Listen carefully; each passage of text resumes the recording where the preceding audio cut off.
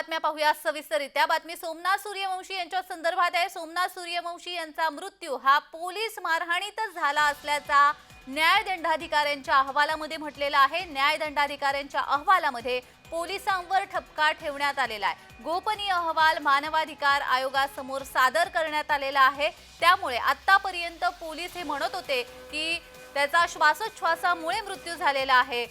आता खरी बातमी समोर आलेली आहे आणि या संदर्भात अधिक माहिती देण्यासाठी आमचे प्रतिनिधी शुभम उमाळे आपल्या सोबत जोडले गेलेले आहे। शुभम, सोमनाथ सूर्यवंशी यांचा मृत्यू हा पोलीस मारहाणीमध्ये झाली असल्याची बाब आता समोर येते आहे। अधिकचा तपशील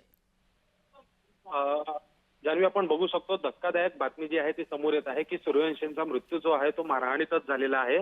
न्यायदंडाधिकाऱ्यांच्या अहवालामध्ये पोलिसांवर जो आहे तो ठपका गेलेला आहे। परभणीतील सोमनाथ सूर्यवंशी यांच्या मृत्यूला पोलीस जबाबदार आहेत। त्यांनी परभणी जिल्ह्यातील नवामोंढा पोलीस ठाण्यात मारहाण करण्यात आली होती असा ठपका न्यायदंडाधिकारी यांनी जो आहे सुनावलेला आहे।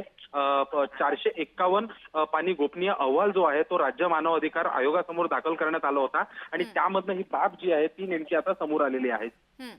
पोलिसांची आतापर्यंत पाठराखण करण्यात येत होती का शुभम? अर्थातच याबद्दल काही बोलणं उचित नाही आहे जान्हवी।